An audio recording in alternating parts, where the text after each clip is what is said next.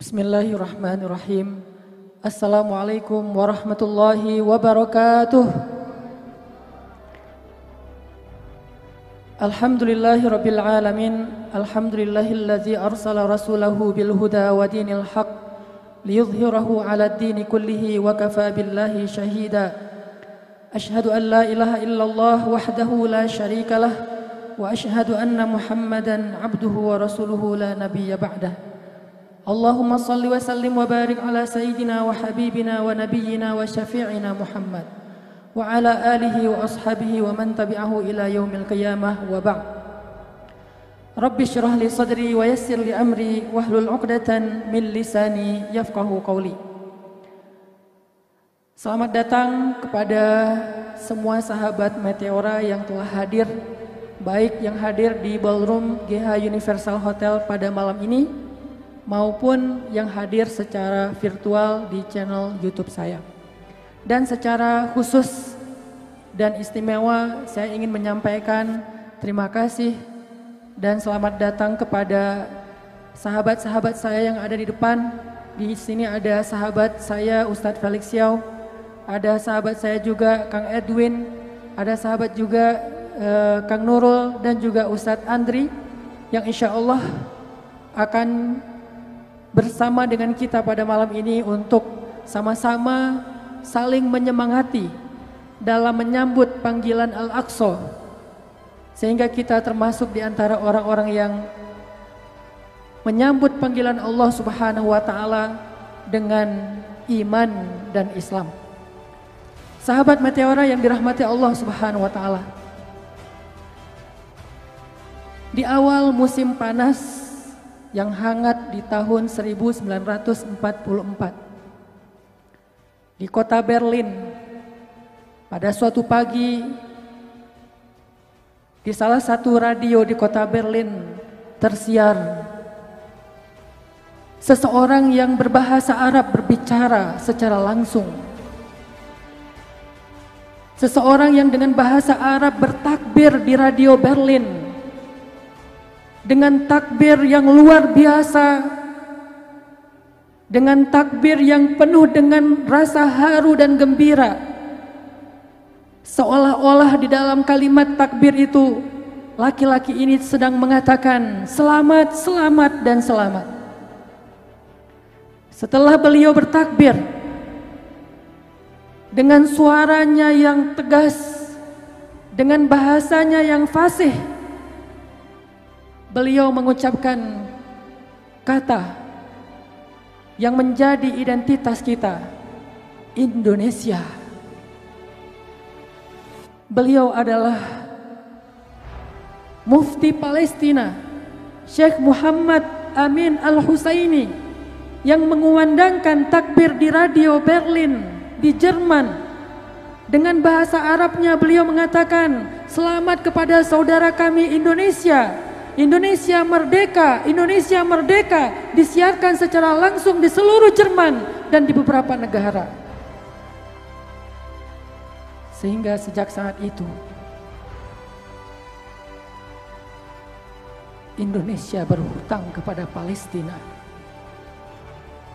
Karena sesungguhnya Palestina adalah negara pertama yang mengakui kemerdekaan Indonesia, sehingga kemudian diikuti oleh negara-negara lainnya. Maka sejak saat itulah Indonesia menjadi sah secara de facto dan de jure sebagai sebuah negara yang merdeka dan berdaulat. Kita berhutang kepada Palestina. Tahukah kita kenapa mereka begitu antusias mendukung kemerdekaan kita? Bukankah kita berbeda bahasa dan bangsa? Kita berbeda ras dan suku, bahkan kita tidak saling kenal. Hal yang paling berharga yang menjadikan mereka terdorong untuk mendukung kemerdekaan kita, walaupun saat itu mereka masih dalam keadaan terjajah oleh Inggris, iman kepada Allah Subhanahu wa taala. Iman yang menjadikan mereka memandang kita bukan orang lain, bukan bangsa yang jauh di selatan bumi, tetapi mereka memandang kita sebagai saudara kandungnya, saudara yang lebih erat daripada hubungan darahnya, saudara iman.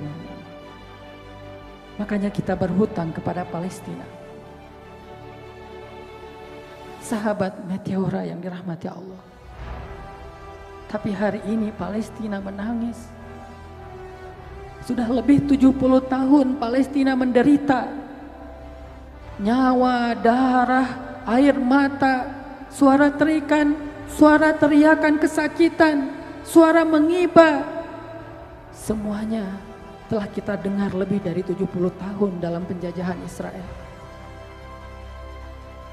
Lalu ketika hari ini kaum muslimin, khususnya yang ada di Indonesia, meletakkan pandangan matanya ke Palestina, mencoba untuk mendengar jeritan saudara-saudaranya di Palestina dengan pendengaran yang penuh dengan khusyuk, memberikan perhatiannya kepada Palestina dengan penuh cinta, berdoa untuk Palestina, bersatu untuk menggalang dana membantu mereka. Tiba-tiba segelintir orang di antara kita justru mencoba untuk menjatuhkan semangat kaum muslimin di Indonesia. Mereka justru membuat kaum muslimin sebagiannya merasa bingung. Apakah ini isu kemanusiaan? Apakah ini isu agama? Apakah ini isu politik? Mereka mencoba membenturkan antara satu dengan yang lain sehingga kita merasa bingung. Mereka benturkan isu agama dengan kemanusiaan. Mereka benturkan isu radikalisme dengan politik. Maka kita sebagai bangsa yang merdeka, kita sebagai anak para pahlawan Indonesia, malam ini, hari ini, saat ini akan mengatakan kepada dunia, sesungguhnya tidak ada kontradiksi antara identitas kebangsaan kita, amanat konstitusi kita, dan juga idealisme keislaman kita dengan isu Palestina. Tidak ada kontradiksi sama sekali. Yang kita yakini adalah Israel adalah penjajah, dan penjajahan di atas bumi harus dihapuskan. Wa sa'aqulu sarahatan, ya ikhwatah, ya sya'ba Filistin, lastum wahdakum, nahnu ikhwanakum fi Indonesia, sanabqa ma'akum samidin ila ayyuharrar al-masjidul aqsa al-asir min aidil ghasibin. Lan natrukakum wahdakum, lan nusallimakum ila a'daikum, sanakunu ma'akum abada, hasbunallah wa ni'mal wakil, la hawla wa la quwwata illa billah.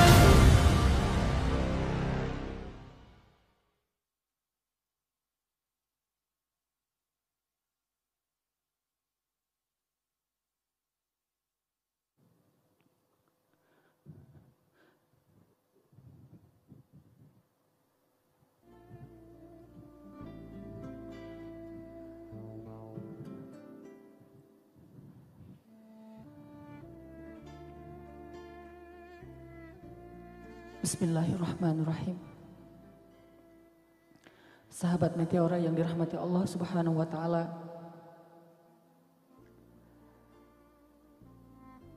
Mungkin sebagian dari pemuda kita di Indonesia, pemuda muslim, bahkan mungkin followers baik hati yang ada di sosial media saya, bertanya-tanya, sebetulnya Palestina ini apakah hanya konflik kekuasaan dan politik? Ataukah Palestina ini murni krisis kemanusiaan? Atau juga apakah boleh kita melihat Palestina ini sebagai isu agama? Pada malam ini, dalam kegiatan Meteora for Palestine kita, saya ingin mengajak sahabat Meteora semuanya mencari jawaban dari pertanyaan itu di dalam Al-Quran. Karena Al-Quran adalah petunjuk orang yang beriman. Jangan pernah kita mencari jawaban dari lisan manusia sebelum Al-Quran. Jangan pernah mencari jawaban dengan menerka-nerka dan berpikir sebelum Al-Quran. Al-Quran adalah jawaban dari setiap pertanyaan kita. Kita bertanya kepada Al-Quran, bagaimana harusnya kita memandang Palestina? Apakah isu tentang Palestina ini telah dikisahkan di dalam ayat-ayatnya yang mulia? Sehingga kita jadi tahu sudut pandang mana yang paling baik dalam memandang Palestina. Sehingga dengan demikian kita juga jadi tahu sikap apa yang terbaik yang bisa kita berikan sebagai bentuk kepedulian kita tentang Palestina. Mari kita belajar dari Al-Quran yang dibedah oleh seorang ulama muda yang fenomenal, Imam Ibnu Katsir. Di dalam kitabnya Al-Bidayah wan Nihayah dan juga beberapa syarah-syarah dari kitab tersebut yang isinya adalah membedah ayat-ayat Al-Quran khususnya tentang Palestina. Allah Subhanahu wa taala berfirman, A'udzu billahi minasy syaithanir rajim.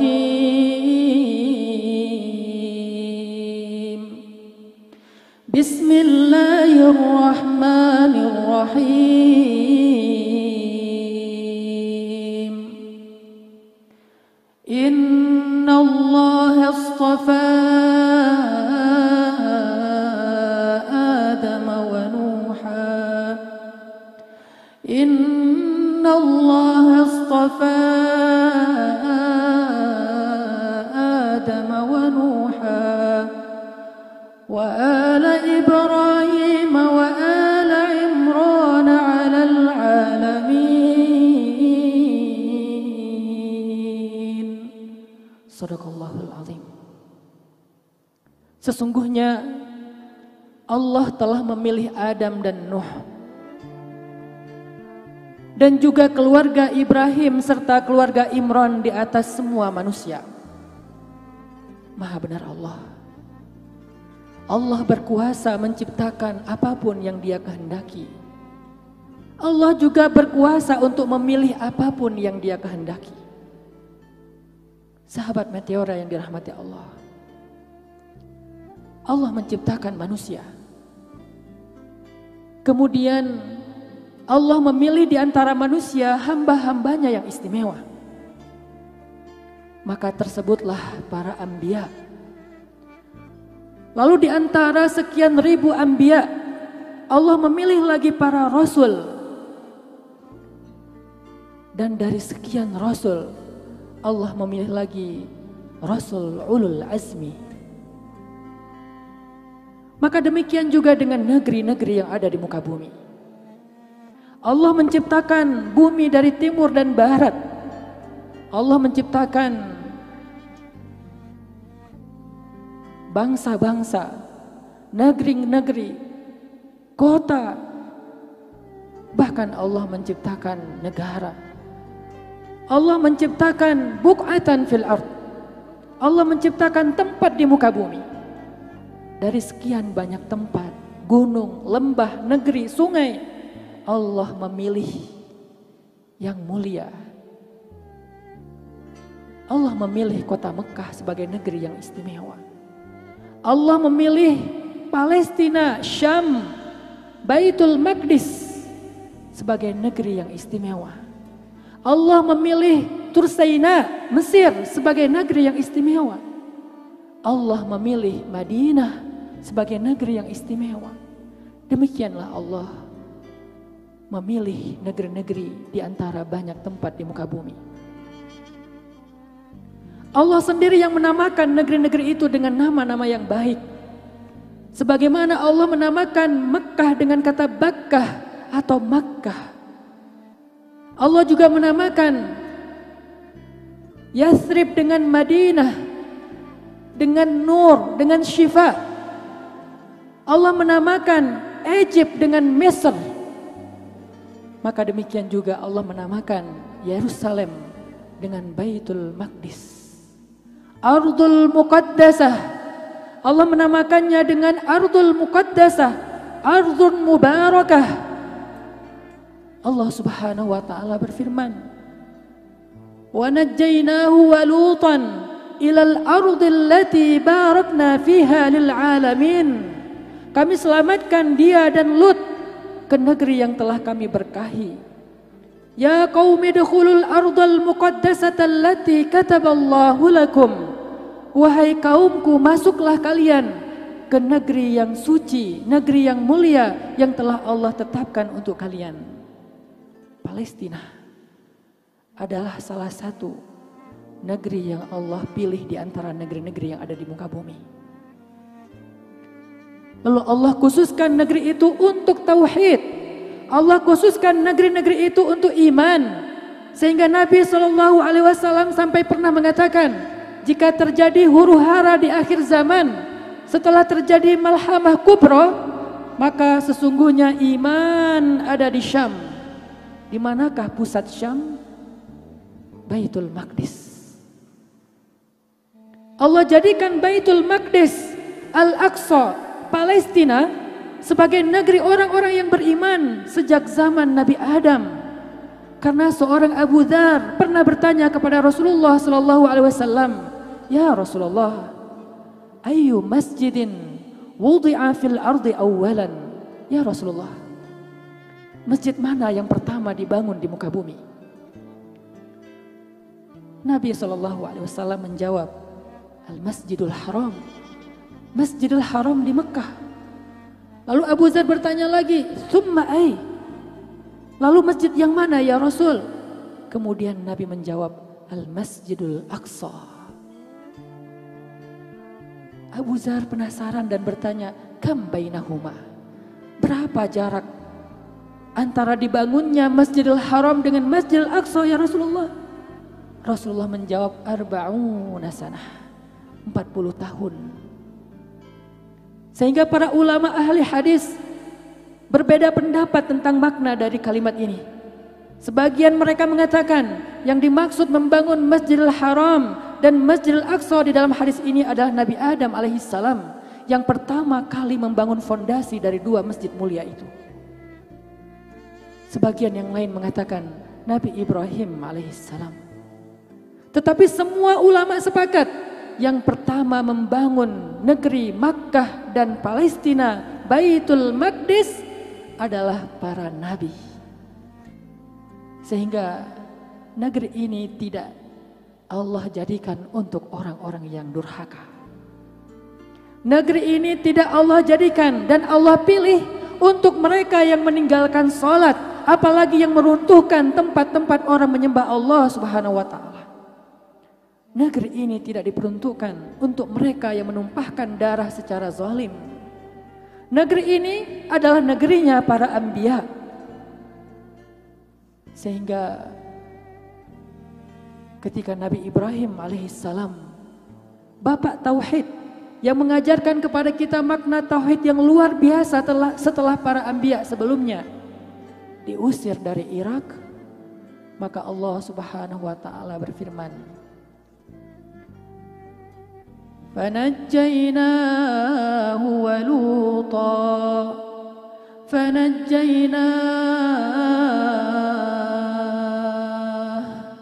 فَنَجَّيْنَاهُ وَلُوطًا إِلَى الْأَرْضِ الَّتِي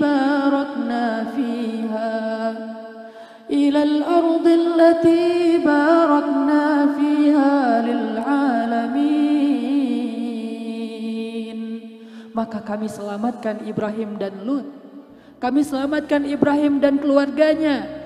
Sarah kemudian membersamai mereka Hajar di tengah jalan. Kami selamatkan mereka ilal ard, ke suatu negeri, allati barakna fiha, yang telah kami berkahi negeri itu, lil alamin, untuk manusia, untuk alam semesta. Wama tilkal ard, wama hiya tilkal ard. Negeri mana yang telah Allah berkahi itu? Yang Allah sebutkan berkali-kali di dalam Al-Quran dengan sifatnya. Allah tidak menyebutkan namanya secara langsung, tetapi Allah menyebutkan sifatnya. Ardul lati barakna fiha. Begitu juga ketika Allah menjelaskan kisah Sulaiman. Wali Sulaiman ar-rihal asifah tajri bi amrihi ilal ardil lati barakna fiha. Subhanalladzi asra bi 'abdihi lailan minal masjidil haram ilal masjidil aqsa alladzi barakna haulah. Allah katakan, Ibrahim kami selamatkan ke negeri yang telah diberkahi. Nabi SAW dengan wajah berseri-seri pernah mengatakan, aduhai betapa mulianya Syam, aduhai betapa mulianya Syam, aduhai betapa mulianya Syam. Sesungguhnya negeri itu adalah negeri yang mubarakah, negeri yang dipenuhi dengan keberkahan. Lalu para sahabat penasaran, mereka bertanya kepada Rasul, bagaimana negeri itu diberkahi ya Rasulullah? Bagaimana Syam itu diberkahi ya Rasulullah? Nabi SAW menjawab, sesungguhnya para malaikat membentangkan sayap mereka di atas negeri Syam. Sesungguhnya para malaikat mendoakan ahlu Syam, para penduduk Syam yang beriman. Sesungguhnya tidak ada satupun malaikat dan nabi kecuali pernah berdiri dan berdoa di tanah Syam. Lalu para sahabat lebih penasaran lagi, di mana tepatnya ya Rasul? Nabi menjawab, bi Baitil Maqdis wa abna fi Baitil Maqdis. Negeri Syam pusatnya adalah Baitul Maqdis Al-Aqsa dan sekeliling Al-Aqsa. Sehingga jatuh cintalah para sahabat terhadap Palestina sejak saat itu. Makanya para ulama mengatakan, mencintai Al-Aqsa, mencintai Palestina, mencintai Syam adalah salah satu di antara ciri-ciri orang yang beriman. Orang yang merelakan Palestina, Syam, Al-Aqsa dirampas oleh orang-orang yang zalim, dipertanyakan imannya. Makanya Allah mengatakan, kami selamatkan Ibrahim dan Lut ke negeri yang diberkahi. Negeri yang diberkahi, kata para ulama, selain karena malaikat membentangkan sayapnya di atas negeri Syam, Palestina, negeri itu juga diberkahi secara zahir. Secara zahir Allah memberkahi Palestina. Sampai Allah Subhanahu wa taala menyebutkan di dalam Al-Qur'an, "Wat-tini waz-zaitun." Palestina. Kenapa Allah tidak katakan saja Palestina, Palestina? Kenapa Allah tidak katakan saja Syam? Kenapa Allah mengatakan wat-tini waz-zaitun? Karena Allah ingin menyampaikan kepada kita, tilkal ard ardun mubarakah. negeri itu adalah negeri yang penuh dengan keberkahan zahir dan batin. Wattini wazzaitun, Filistin, Palestina.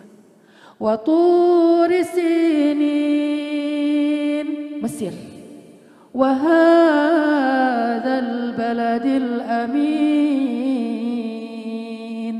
Makkah. Tahukah kita rahasia di balik 3 kalimat ini? Wattini wazzaitun, Palestina, negeri dakwahnya Nabi Isa dengan umat Nasrani.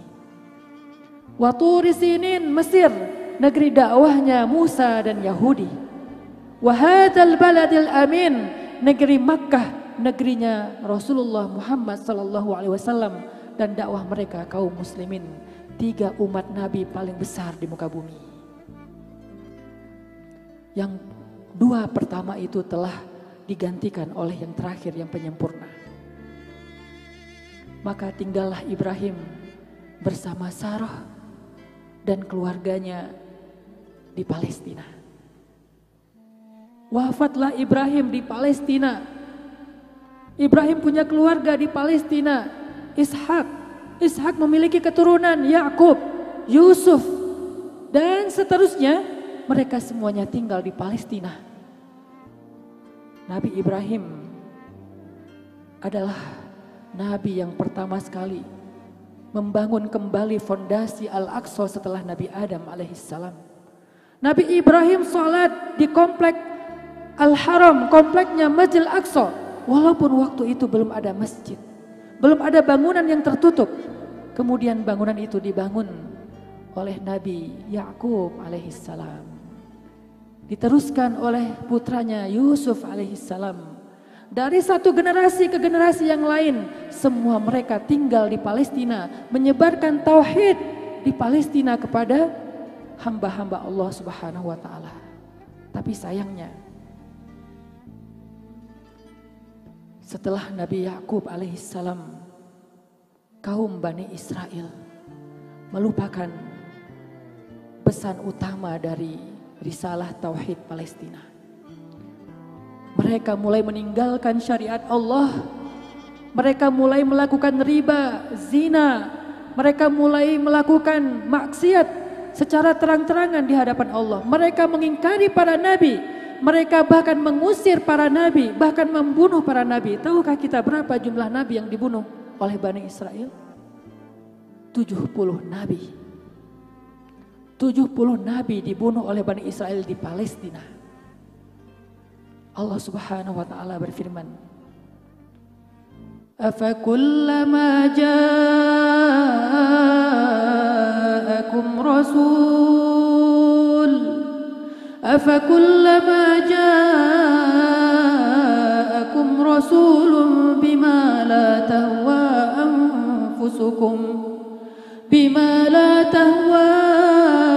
أنفسكم استكبرتم ففريقا كذبتم وفريقا تقتلون." Apakah setiap kali datang kepada kalian wahai Bani Israel, nabi-nabi, utusan-utusan Allah yang tidak sesuai dengan keinginan kalian, lalu kalian mendustakannya dengan sombong? Fafariqan kadzdzabtum, sebagiannya kalian ingkari, wa fariqan taqtulun, dan sebagian yang lain kalian bunuh. Mereka membunuh Nabi Zakaria dengan cara digergaji ketika Nabi Zakaria berada di dalam pohon. Mereka membunuh bahkan anaknya Nabi Zakaria, Yahya, ketika beliau sedang sujud dengan dipenggal kepalanya. Mereka juga ingin membunuh para anbiya yang lain, termasuk yang terakhir Isa alaihissalam, tetapi Allah mengangkatnya ke langit. Sehingga mereka diusir dari Palestina. Jika kita ingin belajar sejarah dari sudut pandang Al-Quran, di manakah Bani Israel dengan Palestina? Apakah negeri Palestina ini dikhususkan untuk orang-orang Bani Israel? Kallah, sama sekali tidak. Palestina ardul mu'min, negeri orang yang beriman. Dari Bani Israel, orang Yahudi, orang Nasrani, dan yang terakhir kaum muslimin. Satu-satunya umat Nabi yang masih bertahan dengan keimanan mereka dan tidak berubah sampai hari ini. Palestina menurut Al-Quran adalah Ardul Iman. Sehingga ketika suatu bangsa, suatu kaum meninggalkan iman mereka, meninggalkan syariat Nabi mereka, meninggalkan dakwah dan mendustakan para utusan Allah di negeri mereka, maka Allah akan mengusir mereka. Hiduplah mereka terlunta-lunta di luar Palestina. Sampai datangnya ketetapan Allah di zaman Nabi Musa alaihissalam. Berselang beberapa ratus tahun dari Nabi Yakub. Akhirnya Allah berikan kesempatan lagi kepada Bani Israel untuk kembali ke Palestina. Nabi Musa diselamatkan dari pengejaran Fir'aun, melewati Laut Merah, dan kita tahu ceritanya. Setelah mereka selamat, Nabi Musa berkata kepada Bani Israel, Ya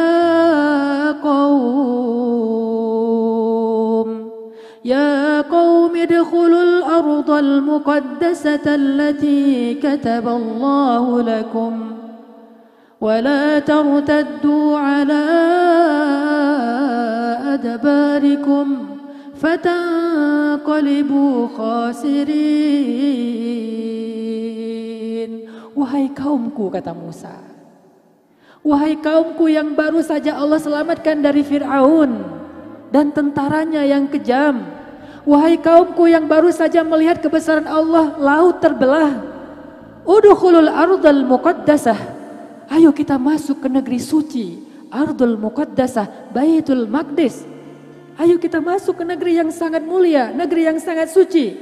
Wala tartaddu ala adbarikum, janganlah kalian berpaling dari ajakanku ini.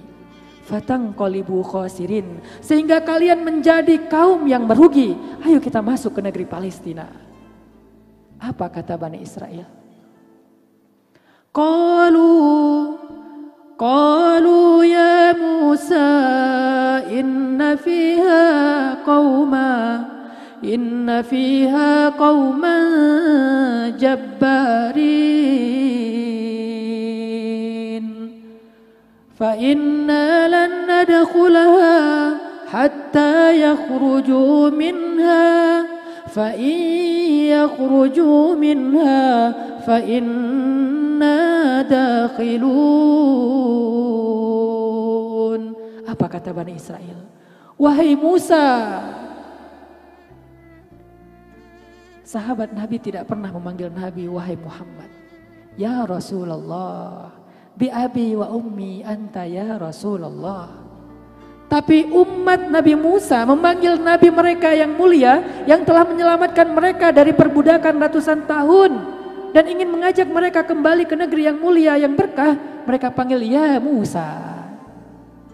Mereka suka memperolok para nabi. Ya Musa, inna fiha qauman jabbarin, di dalam negeri itu ada kaum jabbarin, kaum yang sangat keras, kaum yang sangat perkasa, kaum yang ditakuti, kaum yang kuat. Man haula'il jabbarin? Siapa kaum jabbarin ini? Mereka itulah penduduk asli Palestina dari sisi ras. Mereka lah orang-orang Kan'aniyun, dari keturunan Kan'an bin Sam, salah satu di antara anak Nabi Nuh yang selamat selain Ham dan Yafis. Kan'aniyun, cicitnya Nabi Nuh alaihissalam. Mereka lah Jabbarin, yang kemudian mereka dinamakan dengan istilah kaum atau bangsa Palestina atau Filistin. Jadi Palestina merujuk kepada nama ras yang paling tua yang ada di Baitul Maqdis. Keturunan Nabi Nuh alaihissalam yang di dalam Al-Quran diistilahkan dengan sifatnya juga, yaitu sifat Jabbarin yang sangat kuat dan perkasa, yang membuat Bani Israel gentar kepada mereka. Bahkan mereka lebih takut kaum Palestina daripada pasukan Fir'aun. Mereka lebih takut kepada penduduk Palestina daripada pasukan Fir'aun.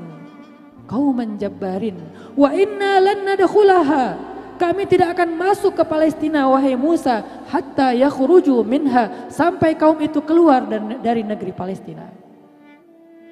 Dari dulu Bani Israel tidak pernah mau hidup berdampingan. Tetapi mereka juga tidak mau berusaha. Fa yakhruju minha fa inna dakhilun. Kalau mereka keluar dari negeri Palestina, kami akan masuk. Lalu Musa menasihati mereka, menyemangati mereka untuk merebut Palestina.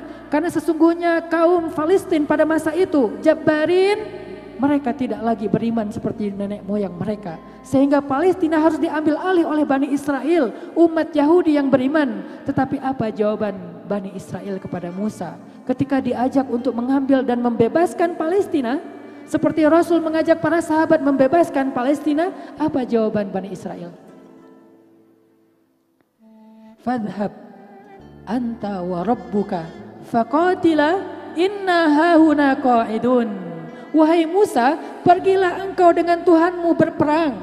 Kami tunggu di sini sambil duduk. Pergilah engkau wahai Musa, berdua dengan Tuhanmu. Berperanglah kalian berdua dengan kaum Jabbarin. Inna hahuna qa'idun. Kami akan tunggu di sini. Kalau engkau menang kami akan masuk. Kalau engkau kalah kami akan tinggalkan negeri ini. Allah marah kepada mereka. Mereka mengingkari perintah nabinya. Mereka berpaling dan tidak mau menolong nabi mereka. Mereka tidak mencintai Palestina. Mereka hanya mencari negeri yang aman untuk diri mereka sendiri. Bukan karena ada risalah di dalamnya. Sehingga Allah berfirman, Qala fa innaha muharramatun alaihim. Fa innaha muharramatun alaihim 40 sanah. يتيهون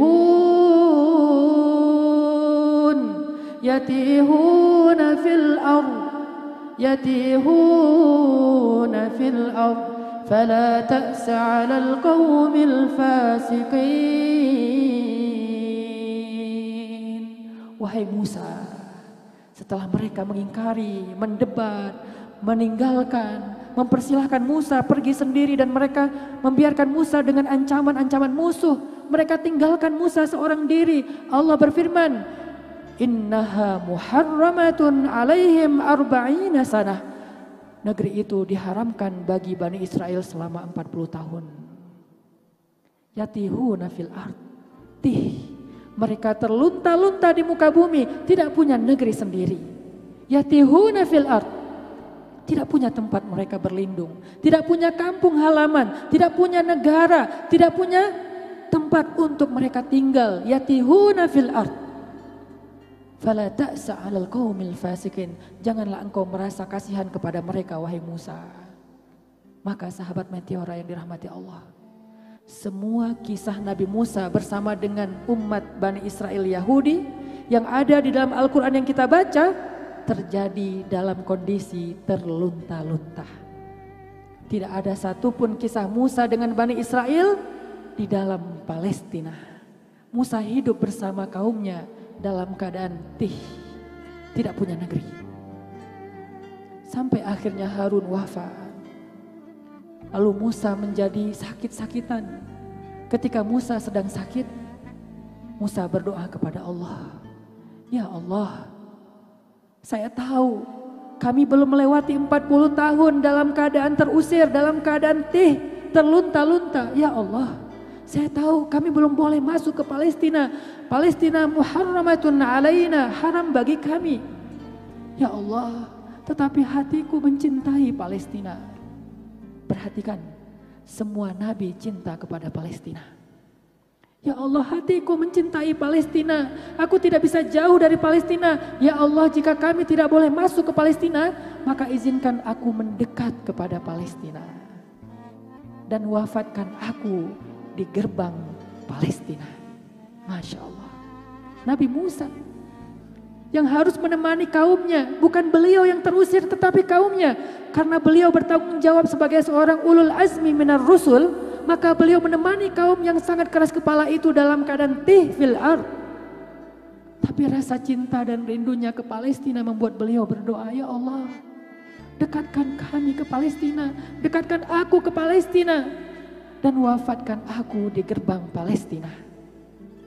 Sehingga ketika Nabi mengisahkan ini, Nabi mengatakan, lau aradtu la araitukum makana qabri Musa. Kalau seandainya kalian mau, aku bisa tunjukkan di mana kuburnya Musa yang ada di salah satu tempat di gerbang Palestina yang disebut dengan Katibil Ahmar. Nabi Musa dimakamkan di luar benteng Palestina karena begitu cintanya beliau kepada Palestina. Beliau terpaksa dimakamkan di sana karena belum melewati fase 40 tahun yang Allah tetapkan kepada Bani Israel. Cintanya para anbiya kepada Palestina. Lalu setelah Nabi Musa, risalahnya dilanjutkan oleh murid beliau, Yusha bin Nun. Murid yang menemani Nabi Musa dalam mencari Nabi Khidir di Majma'al Bahrain, di dalam 2 pertemuan laut, Yusha bin Nun. Setelah melewati 40 tahun, akhirnya Yusha mengajak mereka untuk kembali ke Palestina. Allah Subhanahu wa taala berfirman, wa idh qulna adkhulu hadhil qaryah wa idh qulna adkhulu hadhil qaryah fakulu minha haitsu syi'tum ragadan wadkhulul baba sujjada wa qulu hittatun naghfir lakum khatayakum wa sanazidul muhsinin. Maka ketika kami katakan kepada Bani Israel, udkhulul hadhil qaryah, masuklah kalian ke negeri ini, yaitu Palestina, Baitul Maqdis, masuklah kalian ke negeri ini sekarang setelah 40 tahun. Fakulu haitsu syi'tum, makanlah apapun yang kalian suka yang ada di Palestina. Kalimat apapun yang kalian suka menunjukkan betapa berkahnya tanaman-tanaman yang ada di Palestina. Semuanya menjadi buah-buah yang ranum. Fakulu minha haitsu syi'tum. Makanlah yang kalian suka yang ada di Palestina. Tetapi syaratnya satu. Masuklah ke Palestina dalam keadaan menunduk. Fadkhulul baba sujjada. Masuklah gerbang Palestina itu dalam keadaan tunduk. Karena Bani Israel adalah kaum yang paling pembangkang. Sehingga Allah menjadikan mereka harus masuk dengan keadaan menunduk. Agar itu menjadi janji mereka untuk tidak lagi membangkang para nabi. Fadkhulul baba sujjadan wa qulu hittah. Dan katakan, ya Allah bebaskan kami dari api neraka. Ya Allah bebaskan kami dari dosa-dosa kami. Ya Allah ampunkanlah dosa-dosa kami. Kalimat hittah dalam tafsirnya artinya maghfirah. Tapi apa yang terjadi? Bani Israel tidak masuk Palestina dalam keadaan menundukkan kepala. Bani Israel tidak masuk ke Palestina dengan mengatakan, ya Allah, hittatun hittah. Justru mereka mengatakan, hinzatun hinzah. Plesetan dari kata hittah. Apa arti hinzah? Gak peduli. Bahasa kita apaan sih? Ketika didakwahi apaan sih? Ketika dibacakan ayat Al-Quran apaan sih? Ketika dibacakan hadis apaan sih? Ketika disampaikan narasi Islam, agama kita, keyakinan kita, hinzah. Daripada mereka mengatakan hittah, mereka katakan hinzah. Sehingga Allah tidak mengampuni dosa mereka. Terusir lagi mereka dari Palestina. Kenapa? Itu negeri tidak Allah jadikan untuk orang-orang pembangkang. Datang lagi masa berikutnya. Masa Nabi Daud alaihissalam. Alam tar ilal mala'i min bani Israel. Allah menjelaskan cerita mereka lagi di generasi berikutnya. Daud alaihissalam. Talut. Allah subhanahu wa ta'ala berfirman. Alam tara ilal mala'i min bani Israel min Israel min ba'di Musa إذ قالوا لنبي له ابعث لنا ملكا نقاتل في سبيل الله قال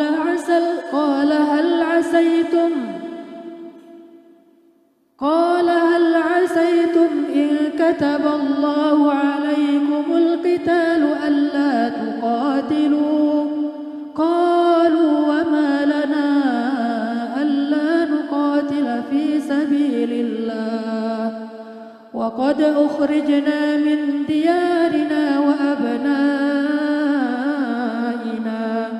فلما كتب عليهم القتال perhatikan فلما كتب عليهم القتال تولوا إلا قليلا minhum.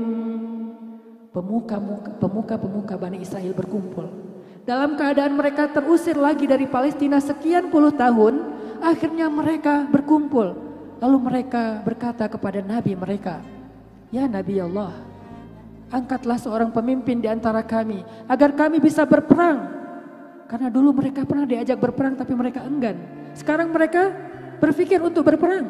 Mereka katakan, angkatlah seorang pemimpin di antara kami. Nuqatil fi sabilillah, kami akan berperang di jalan Allah untuk mendapatkan kembali tanah Palestina.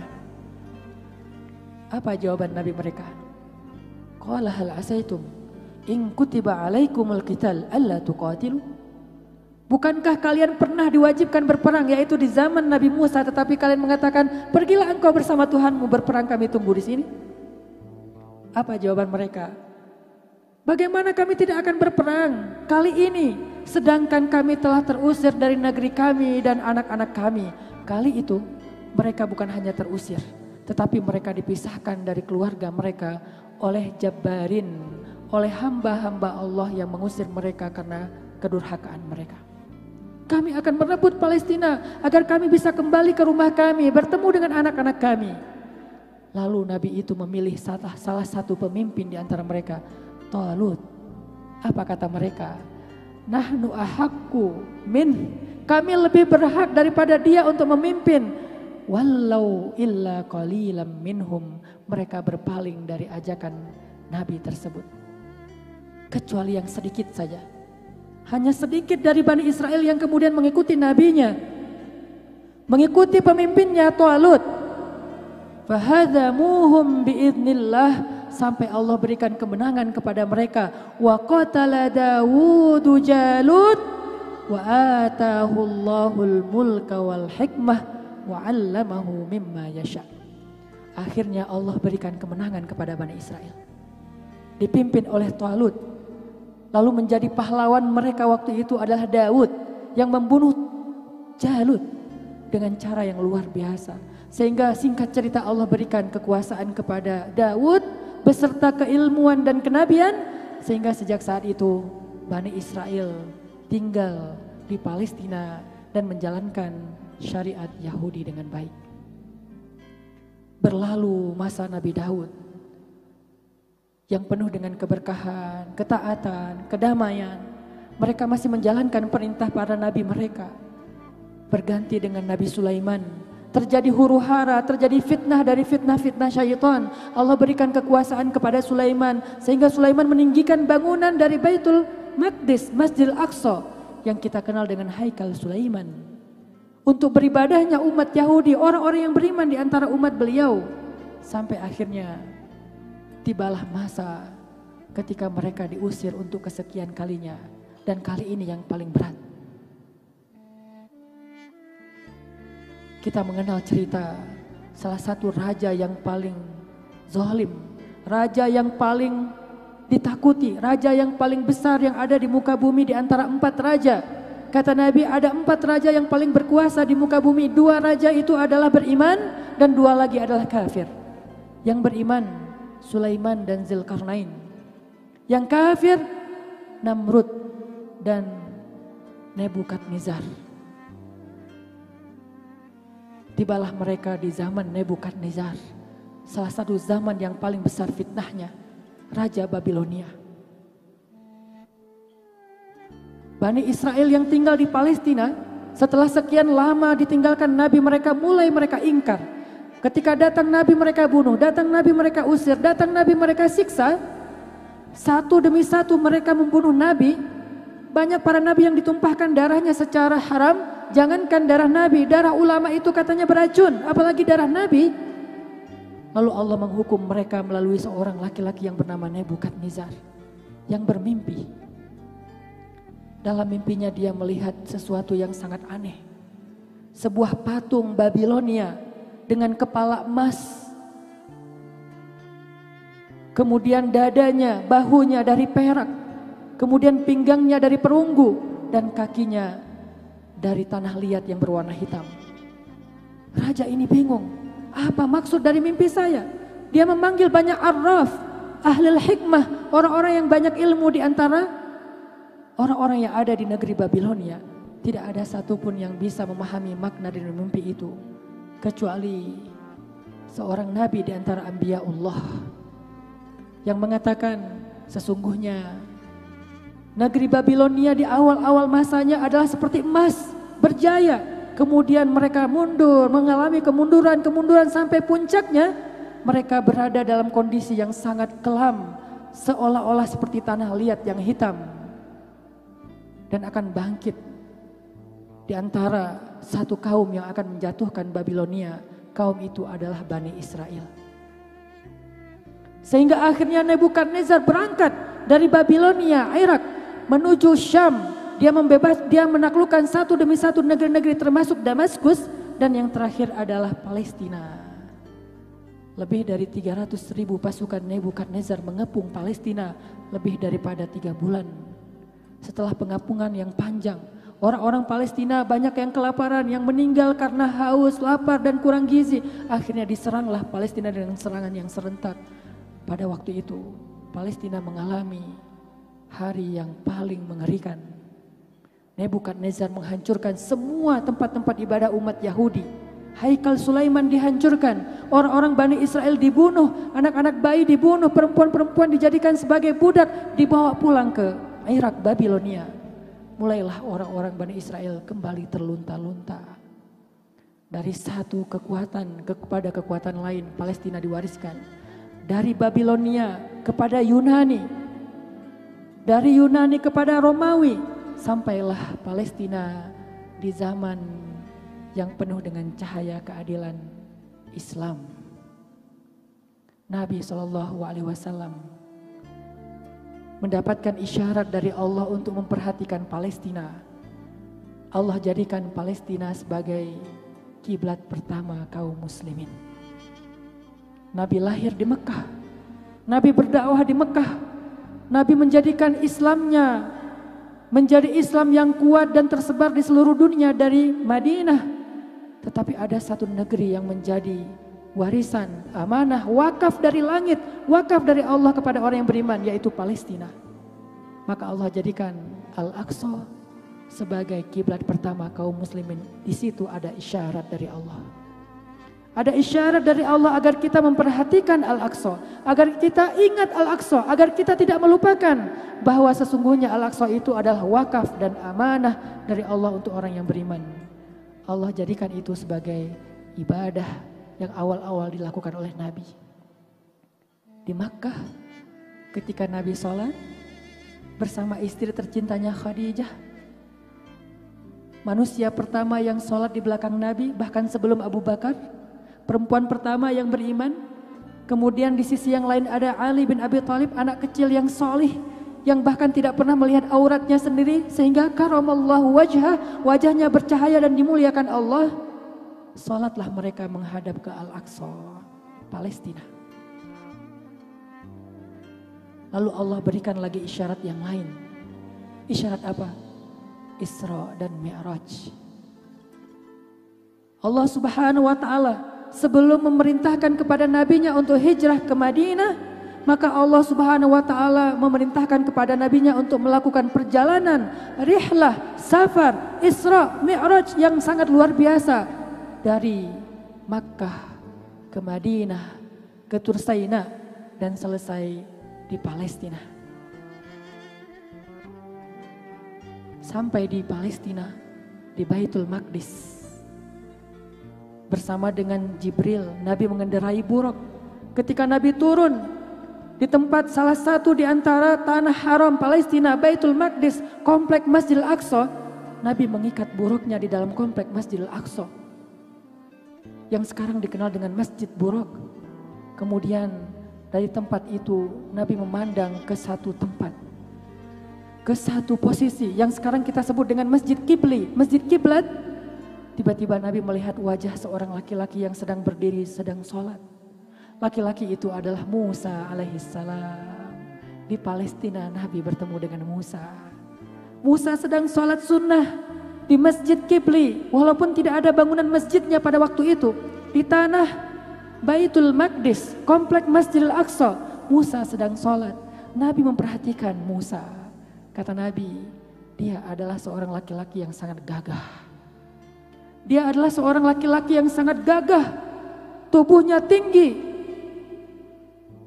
Kemudian di sisi yang lain Nabi melihat seorang laki-laki yang wajahnya berseri-seri, yang janggut dan rambutnya rapi, rambutnya ikal sepundak, dan dalam keadaan seperti sedang diminyaki. Rapi sekali, pakaiannya rapi, dia berdiri sholat. Siapakah dia? Isa alaihissalam. Dan yang terakhir, Nabi mengomentari seorang laki-laki yang berdiri di antara dua orang yang tadi. Di antara Musa dan Isa, ada seorang laki-laki juga sedang melaksanakan sholat sunnah di dalam komplek Masjidil Aqsa. Kata Nabi, dia adalah Ibrahim, dan Ibrahim paling mirip dengan aku, paling mirip dengan Rasulullah SAW. Kemudian kata Nabi, tiba-tiba dikumandangkan panggilan untuk sholat. Allahu a'lam apakah itu azan atau iqamah, tetapi yang memanggilnya adalah Jibril alaihissalam.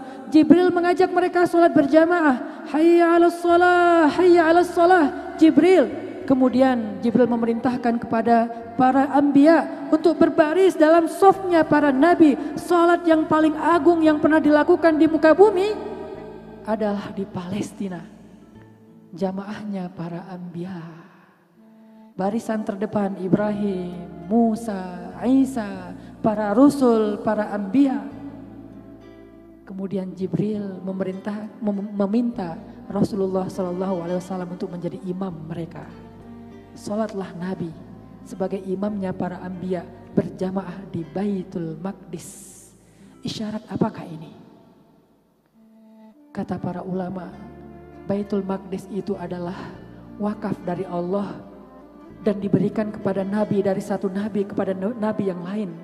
Dan yang terakhir, wakaf itu diamanahkan kepada Nabi Muhammad sebagai Sayyidul Anbiya, kepada Nabi Muhammad dan umatnya sebagai syuhada alal alamin, sebagai pemimpin umat-umat para nabi kita.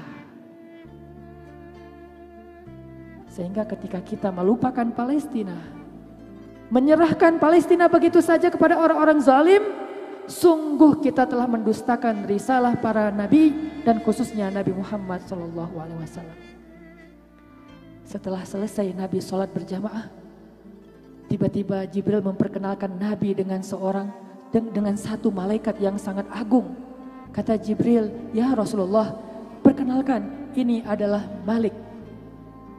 Ini adalah Malik, malaikat penjaga neraka. Sebelum Nabi mengucapkan salam kepada Malik, malaikat penjaga neraka, malaikat itu begitu menghargai dan menghormati Nabi, dia lebih dulu mengucapkan salam kepada Nabi. Assalamu alayka ya Muhammad ya Rasulullah. Setelah adegan yang sungguh agung di pelataran komplek Masjidil Aqsa itu, maka Jibril mengajak Nabi untuk melanjutkan perjalanan ke langit.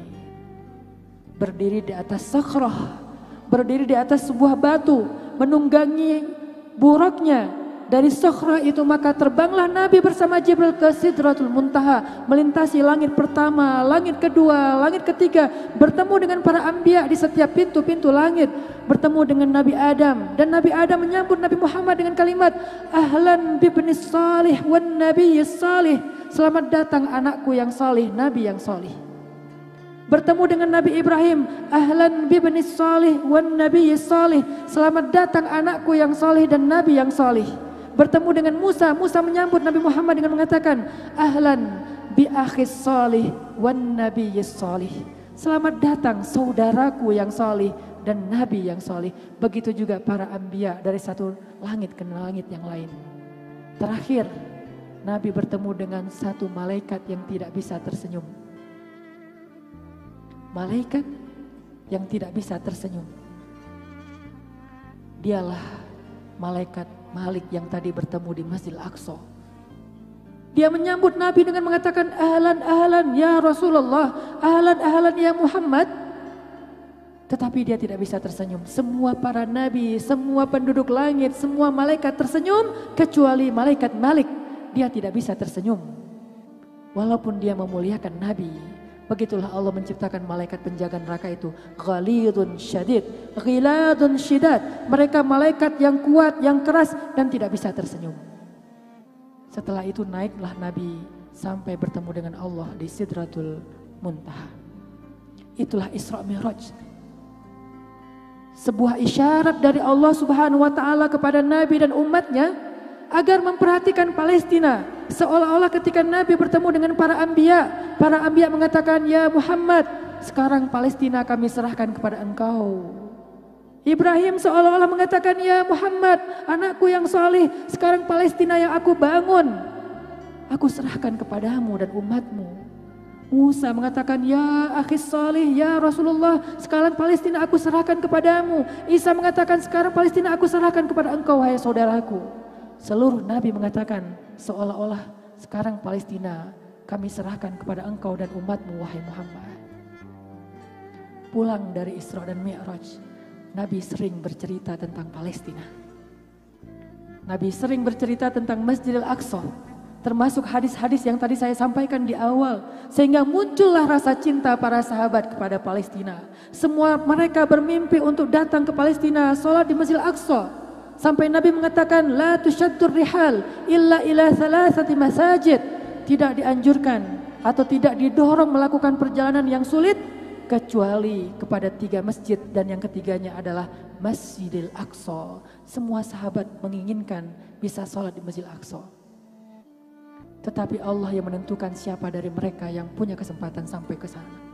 Abu Bakar menginginkan Masjidil Aqsa. Di zamannya dia sudah berpikir bagaimana membebaskan Palestina dari pasukan Rum setelah Persia.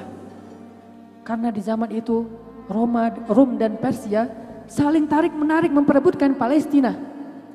Maka Abu Bakar ternyata tidak ditakdirkan oleh Allah untuk membebaskan Palestina. Mewariskan cita-cita ini kepada Umar. Setelah Umar membebaskan negeri-negeri yang ada di Hijaz, lalu sampai ke Mesir dan Yaman, maka sekarang Palestina. Dengan izin Allah sampailah Umar ke Palestina. Dengan satu peperangan yang luar biasa yang dilakukan oleh Sa'ad bin Abi Waqqas, akhirnya kaum muslimin berhasil membebaskan Palestina setelah 3 bulan mereka mengepung Palestina. Tetapi pembebasan ini beda dengan penaklukan. Ini bukan penaklukan. Islam tidak menaklukkan, Islam membebaskan. Sa'ad bin Abi Waqqas tidak menaklukkan Palestina. Kalau dia menaklukkan, dia akan paksa penduduk Palestina untuk memasuki agamanya. Dia akan paksa penduduk Palestina untuk menjadi budak-budaknya. Tetapi Islam tidak menaklukkan. Islam membebaskan. Ketika Sa'ad bin Abi Waqqas masuk ke Palestina, penduduk Palestina mengatakan, kami tidak akan serahkan kunci Masjidil Aqsa kecuali kepada orang yang paling tinggi di antara kalian kekuasaannya, kepada khalifah kalian, Umar bin Khattab. Kami tidak akan serahkan kunci dari masjid yang mulia ini dari zaman Ibrahim, Daud, Sulaiman sampai zaman kami kecuali kepada orang yang paling tinggi kedudukannya di antara kalian, karena kunci ini adalah amanah. Tidak akan kami berikan sembarangan, ini amanah. Maka akhirnya Umar bin Khattab pun berangkat ke Palestina untuk menerima kunci amanah itu. Tetapi adegannya luar biasa. Umar menggunakan pakaian apa adanya, pakaian yang sangat sederhana, yang banyak bekas tambalan. Umar ketika mau memasuki negeri Palestina menggunakan bighal. Bighal itu peranakan antara keledai dengan kuda. Bukan kuda yang mahal, tapi juga bukan keledai yang lemah, bighal. Kendaraan yang sangat murah dan sederhana. Lalu Sa'ad mengatakan, ya Amirul Mukminin, bagaimana engkau akan masuk Palestina sebagai seorang pembebas, sebagai seorang khalifah, sebagai seorang raja, tapi engkau mengendarai bighal, bukan kuda atau unta. Tidak menggunakan pakaian jubah kebesaran. Ya Amirul Mukminin, mereka akan menghina kita. Apa jawaban Umar bin Khattab? Nahnu qaumun a'azzanallahu bil Islam. Kita adalah kaum yang Allah jadikan kita mulia karena Islam. Jika kita meninggalkan Islam, maka Allah akan menghinakan kita. Kita adalah kaum yang Allah muliakan karena Islam, bukan karena kendaraan, bukan karena pakaian, bukan karena jubah kebesaran, bukan karena mahkota. Allah memuliakan kita karena Islam, sehingga ketika kita meninggalkan Islam, Allah akan menghinakan kita. Dengan tenang, Umar masuk ke Palestina. Orang-orang merasa heran. Aina Amirul Mukminin? Di mana Amirul Mukminin? Aina Khalifatu Abi Bakar? Di mana khalifahnya Abu Bakar? Di mana yang disebut dengan Umar bin Khattab yang gagah? Di antara banyak orang yang mereka perhatikan, tidak ada satupun yang ciri-ciri seorang raja. Sampai kemudian orang-orang memperkenalkan, inilah khalifah, inilah Amirul Mukminin, inilah pemimpin kami Umar bin Khattab Al-Faruq. Apa yang terjadi sahabat Meteora yang dirahmati Allah? Ternyata mereka bukan justru menghina Umar, tetapi mereka justru merasa takjub, hormat dan tenang kepada pemimpin seperti Umar. Mereka percaya kepada orang yang seperti inilah kami layak memberikan Masjidil Aqsa. Kepada kaum yang pemimpinnya seperti inilah kami layak memberikan kunci Baitul Maqdis. Sehingga mereka memberikan kunci Baitul Maqdis kepada Umar. Lalu Umar memerintahkan para prajuritnya, para sahabat untuk membersihkan Masjidil Aqsa dari semua kotoran-kotoran, kemusyrikan, khamr dan berbagai macam bekas-bekas kotoran-kotoran yang ada di sana. Dibersihkan. Umar ikut membersihkan Masjidil Aqsa dengan penuh semangat. Karena tempat itu bernama Al-Quds, suci, Baitul Maqdis, rumah yang disucikan. Sehingga tidak boleh ada kotoran sebagaimana Masjidil Haram dan Nabawi. Dibersihkan oleh Umar, dibersihkan oleh para kaum muslimin, dibersihkan oleh prajurit-prajurit Islam. Setelah dibersihkan, Umar sambil memegang kunci Masjidil Aqsa memberikan khutbah. Yang pertama, khutbah yang pernah diberikan oleh Nabi di Fathu Makkah. Antum tulaqa, wahai penduduk Palestina yang beragama Nasrani, wahai penduduk Palestina yang beragama Yahudi, wahai penduduk Palestina apapun agama kalian, dari manapun kalian berada, sekarang kalian berada di bawah naungan keadilan Islam. Antum tulaqa, kalian bebas. Kalian bukanlah budak kami, kalian tulaqa, kalian bebas. Kalian bebas dengan agama kalian. Kalian bebas untuk tinggal di tempat kalian. Tidak ada satupun rumah kalian yang akan dirampas. Tidak ada satupun anak kalian yang akan diculik ketika pulang dari sekolah. Tidak ada satupun pemuda kalian yang akan ditembak di depan banyak orang di jalan-jalan raya. Tidak ada satupun dari kalian yang akan dipenjara. Antum tulaqa. Itulah orang yang berhak untuk memegang kunci gerbang Palestina. Bukan Israel yang menculik anak kecil dari sekolah-sekolah mereka. Coba kita bayangkan. Jika kita punya anak berangkat ke sekolah SD, kelas 1, kelas 2 SD, masih sangat kecil. Berangkat ke sekolah, lalu tidak pulang lagi dalam waktu yang lama. Ditunggu oleh orang tuanya sampai sore, anaknya tidak pulang. Sampai malam tidak ada berita, ditanya ke sekolah katanya sudah pulang. Kemana anak-anak itu? Dan ini bukan 1-2 kasus, ribuan anak-anak yang berangkat sekolah, pamit dengan orang tuanya, mencium tangan orang tuanya, berangkat ke sekolah untuk menghafal Al-Quran, tapi tidak pulang lagi ke rumah mereka karena mereka diculik oleh tentara Israel penjajah. Bukan mereka yang berhak memegang tanah Palestina. Bukan orang-orang seperti itu yang berhak memegang gerbang Palestina. Yang memegang gerbang Palestina adalah kaum yang dipimpin oleh seorang laki-laki yang mengendarai bighal, yang memakai baju yang penuh dengan tambal, yang kemudian berkhutbah dengan mengatakan, kalian berada di bawah naungan keadilan Islam, antum tulaqa, kalian adalah orang-orang yang bebas. Merekalah orang yang berhak terhadap Palestina. Antum tulaqa. khutbah yang kedua dari khutbah Umar bin Khattab adalah, wahai kaum muslimin. Setelah Umar menyapa orang-orang di luar Islam, maka Umar mengatakan, wahai kaum muslimin. Wahai para sahabat Nabi, wahai para pengikut sahabat Nabi, wahai para prajurit Islam, wahai para umara Islam, wahai kaum muslimin. Al-Aqsa, Baitul Maqdis, Palestina, Syam adalah amanah dari Nabi kepada kalian. Adalah wakaf dari Nabi kepada kalian. Dan tanah ini tidak untuk diperjualbelikan. Tanah ini tidak untuk diperjualbelikan. Tidak untuk diserahkan kepada orang-orang zalim, kepada musuh. Tanah ini harus dijaga dengan nyawa, darah, dan iman kalian. Maka bersoraklah kaum muslimin serentak di dalam komplek Masjid Al-Aqsa yang 10 hektar kurang lebih itu. Semuanya berteriak, ribuan kaum muslimin, Allahu Akbar. Hari itu Palestina seperti hari lebaran di Indonesia. Takbir di seluruh penjuru Palestina. Allahu Akbar walillahil hamd. Waktu berlalu dari satu penguasa ke penguasa yang lain. Satu khalifah kepada khalifah yang lain. Dari Khulafaur Rasyidin, Palestina diserahkan kepada Bani Umayyah. Dari Bani Umayyah diserahkan kepada Bani Abbasiyah.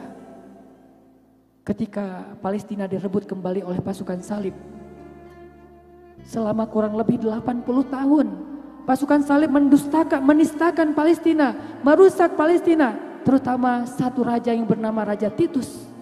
Menghancurkan rumah-rumah ibadah kaum muslimin dan orang-orang Islam dijadikan budak di tanah itu, di tanah mereka sendiri.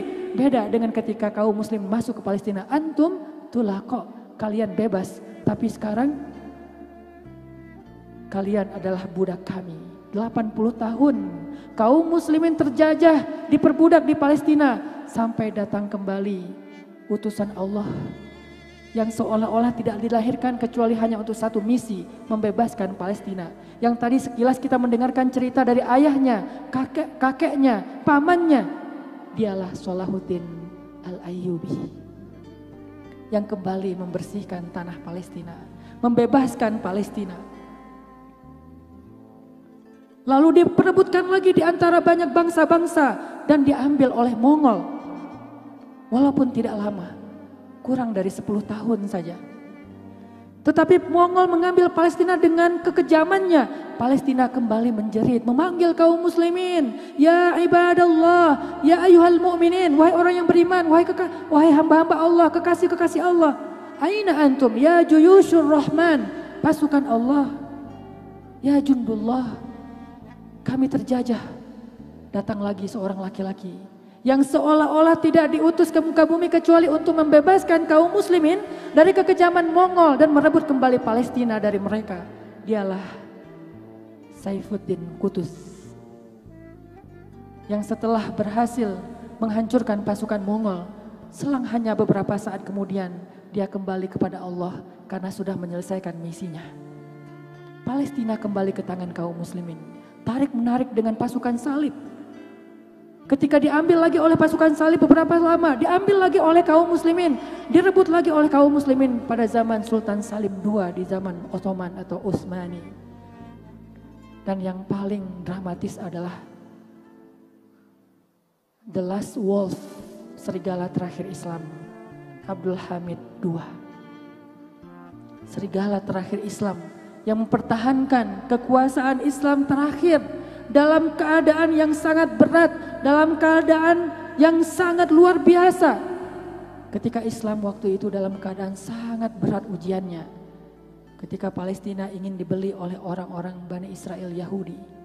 Apa kata-kata dari Sultan Abdul Hamid II? Tiba-tiba beliau teringat dengan kalimat Rasulullah tentang betapa mulianya Palestina. Teringat dengan kalimat Umar bin Khattab, ini tidak untuk diperjualbelikan. Apa kalimat dari Sultan Abdul Hamid II?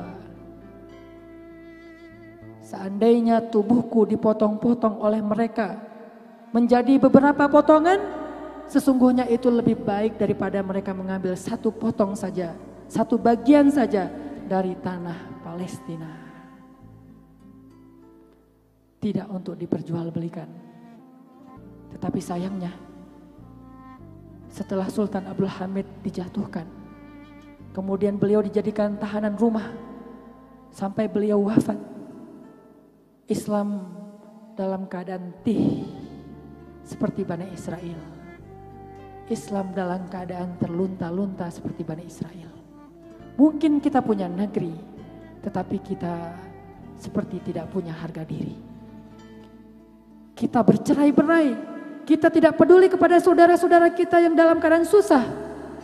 Kita membiarkan Palestina dikeroyok di antara orang-orang yang rakus, di antara orang-orang yang zalim. Dari tahun ke tahun, dari orang-orang penjajahan Inggris, kemudian dibagi oleh PBB menjadi dua bagian di tahun 1948. Sungguh pembagian yang sangat zalim. Sesungguhnya jika kita belajar dari sudut pandang Al-Quran, belajar dari sudut pandang sejarah Islam, menerima pembagian Palestina oleh PBB di tahun 1948 adalah sebuah pengkhianatan terhadap amanah Nabi. Kita tidak menerima itu. Bagi mereka yang lemah, terpaksa menggunakan itu sebagai argumentasi mereka, narasi mereka, seolah-olah ini pembagian yang adil. Mereka bisa melihat bagaimana pembagian ini adalah hanya strategi mereka untuk menjatuhkan semangat kaum muslimin dalam membela Palestina, lalu secara diam-diam mereka terus menggerogoti Palestina dari tahun ke tahun sampai saat ini hanya tersisa beberapa titik saja. Sungguh Palestina wakaf bagi orang yang beriman. Dari umat Yahudi yang beriman sampai mereka kufur. Diwariskan kepada Bani Israel dari umat Nasrani yang beriman sampai mereka kufur. Diwariskan kepada kaum muslimin umat Nabi Muhammad yang beriman. Tidak untuk dibagi dua, tidak untuk diperjualbelikan, tetapi untuk menjadi negeri yang aman, yang adil. Antum tulaqo, kalian adalah orang-orang yang bebas. Hanya di tangan kaum muslimin, Palestina akan bisa menampung semua bangsa dalam keadaan damai dan adil. Jika tidak, Palestina akan terus menjerit, memanggil orang-orang yang beriman. Seperti panggilan sholat ketika kita mendengar suaranya dari masjid-masjid kita. Suara panggilan Allah di Palestina adalah teriakan saudara kita yang sedang kesakitan, yang terzalimi. Semoga kita bisa mendengar suara itu dengan hati, bukan hanya dengan telinga. Dengan iman, bukan hanya dengan logika. Dengan iman. Lalu kita memenuhi seruan itu. Labbaika ya Aqsa. Labbaika ya Aqsa, labbaika ya Rabbana. Kami penuhi panggilanmu wahai Aqsa, kami penuhi panggilanmu ya Allah, untuk membebaskan Palestina, tidak untuk dibagi, apalagi untuk diperjualbelikan. Harus orang yang beriman yang memegang Palestina, barulah semua manusia akan mendapatkan barakah lil alamin, keberkahan bagi alam semesta. Allahumma unsurul ikhwananal muslimina fi Palestin. Allahumma harriril masjidal aqsal mubarak min aidil ghasibin. Harriril masjidal aqsal mubarak min aidil yahud. Ya Allah, bebaskanlah Palestina. Jadikanlah kami termasuk orang-orang yang punya saham dalam pembebasan itu. Jangan biarkan hati kami tertutup ya Allah untuk tidak peduli kepada Al-Aqsa. Panggilan Al-Aqsa adalah panggilanmu ya Allah. Jangan biarkan hati kami tertutup untuk tidak mendengar suara panggilan dari Masjid Al-Aqsa.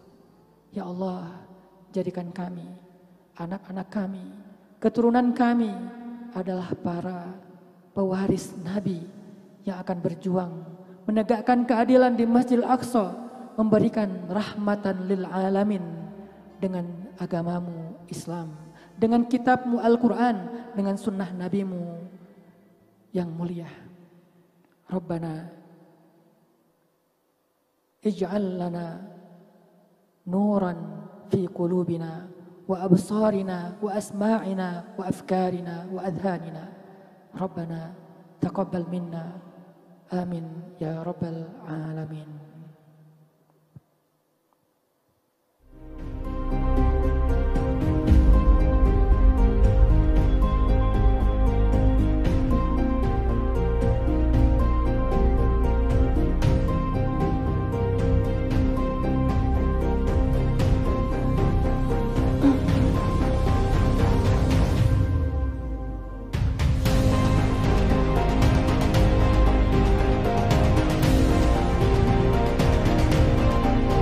Masya Allah.